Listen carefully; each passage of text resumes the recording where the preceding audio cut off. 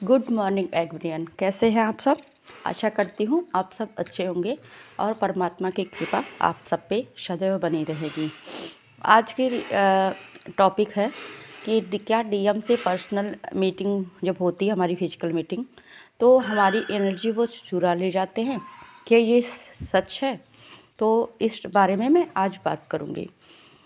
देखिए, जब तक हम पूर्ण रूप से अवेकन नहीं होते हैं और हमारी कुंडलिनी जागृत नहीं होती, हम ध्यान मेडिटेशन करके खुद में फुलफिल नहीं होते हैं एक पूर्ण जागृति, जो हमारी पूर्ण अवस्था, हमारी डीएम और डीएफ एनर्जी जब तक बैलेंस नहीं होती है तब तक ये सच है। हाँ, ऐसा होता है क्योंकि डीएम जब भी हमारे पास आते हैं और वो हमसे मीटिंग करते हैं, या मान लीजिए कोई भी एनर्जी अपने देते हैं, चाहे वो फिजिकल हो या मनी वाइज या अपनी बातों से उन्हें हील करते हैं, तो उन्हें वो एक नई एनर्जी प्राप्त हो जाती है। फिर उन्हें परमात्मा के द्वारा कुछ ऐसा किया जाता है, क्रिएशन किया जाता है कि वो हमसे दूर हो जाए। वो चाहते तो है हमसे कनेक्ट रहना, पर कुछ ऐसी कंडीशन आ जाती है कि उनकी मेंटल कंडीशन बोले या कुछ भी, कि उन्हें वहाँ रोका जाता है। वो हमसे फिर कनेक्ट होना नहीं चाहते हैं जब तक वो एनर्जी उनके पास होती है। ऐसा क्यों होता है? मान लीजिए कि एक बहुत बड़ा बाउल है, उसमें आपने थोड़ा सा पानी रखा और वो पानी किसी को नीड है, कोई आ गया, आया और वो पी लिया, तो फिर वो ख़त्म हो जाएगा क्योंकि आपकी एनर्जी जो भी है वो लेके चला गया और फिर आप लो में आ जाते हो। और पूर्णता की स्थिति ये होती है कि जब हम अपनी कुंडलिनी को पूर्ण रूप से जागृत कर लेते हैं, हमारा ऑरा स्ट्रांग हो जाता है, हमारी डीएम और डीएफ एनर्जी दोनों बैलेंस हो जाती है। फिर हम एक ऐसी अवस्था में आ जाते हैं जो जिसे कहते हैं अनकंडीशनल लव, और वो हमारे पास एक ऐसा कप भर जाता है, एक ऐसा बाउल जो कभी न, जैसे सागर के में जितने भी पानी हैं, तो क्या उससे हम अगर एक दो बूंद या एक कप, एक मग निकाल लें तो क्या उसका पानी कम होगा? नहीं ना।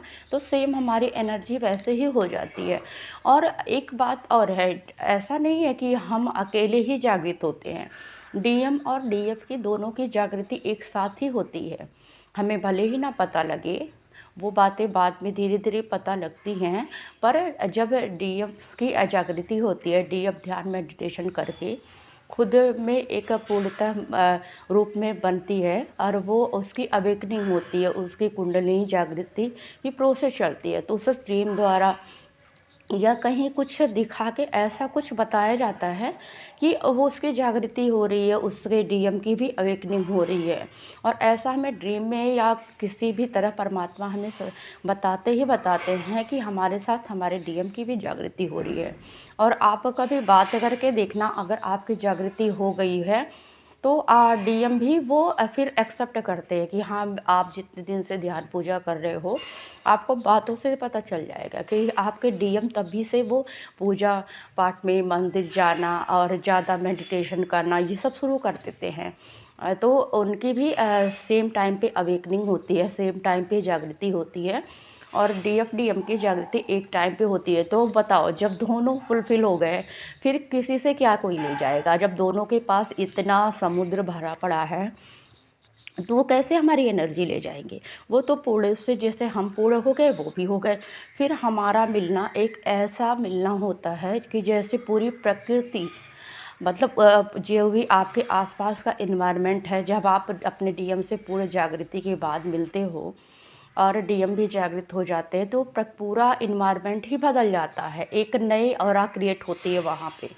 आप एक ऐसा, मतलब जब अपनी जागृति हो जाए ऐसा कुछ देखिएगा, वहाँ एक खुशनुमा माहौल होगा, वहाँ लोगों को, मतलब आपके प्रेजेंस से ना और लोगों के भी ऑरा में फ़र्क आएगा, लोग पॉजिटिव होना शुरू होंगे। आप जिससे भी बात करोगे, आपसे वो लोग बात करके खुश होंगे, उनकी सारी नेगेटिविटी ख़त्म हो जाती है।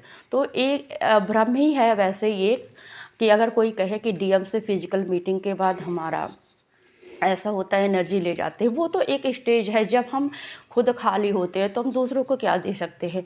फिर दोनों में यही होता है, वो तो परमात्मा का क्रिएशन है ना, हमें एक ऐसी स्टेज में ले जाना जहाँ हम खुद में पूर्ण हो, जहाँ हमें किसी की ज़रूरत नहीं हो, हम बस देने के लिए बने होते हैं। तो हम किसी को कितना भी दे, जब एक समुद्र से जल निकालो वो नहीं भर खाली होता है, सेम हमारा ऑरा वैसा ही बन जाता है।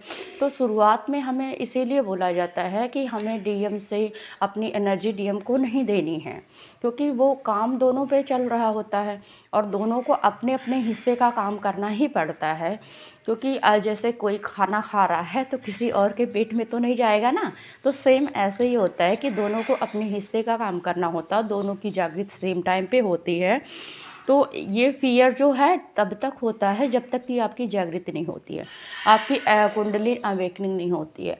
अवेकनिंग के बाद आपका ऑरा बहुत ही स्ट्रांग बन जाता है, फिर ये चीज़ें काम नहीं करती जो बोलते हैं कि डीएम से मीटिंग के बाद एक स्टेज होती है, वहाँ तक बस ही होता है।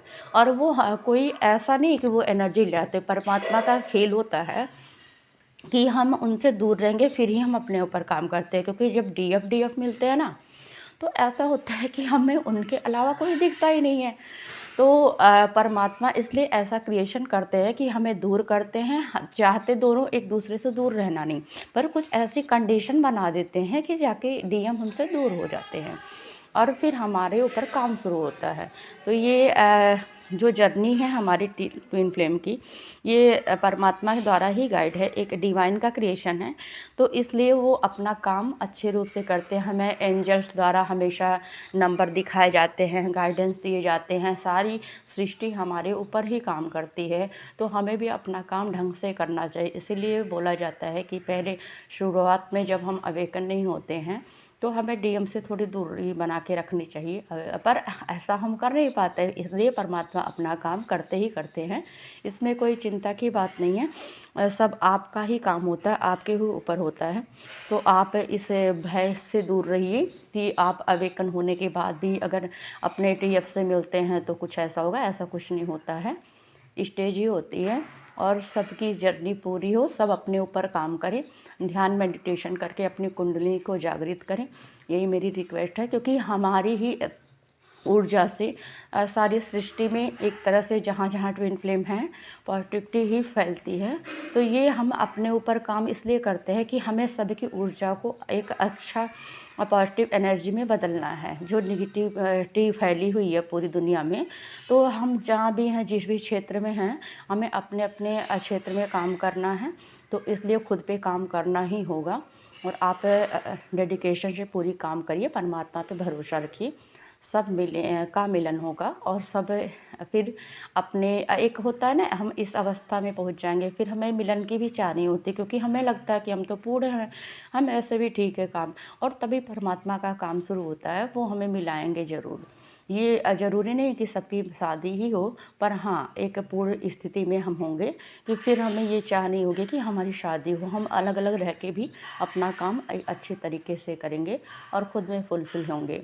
तो ये फियर आप लोग दूर करिए, डिवाइन से प्रार्थना है सबके डीएफ सबको मिले, सबकी जर्नी पूरी हो और सब अपने ऊपर काम अच्छे से करें।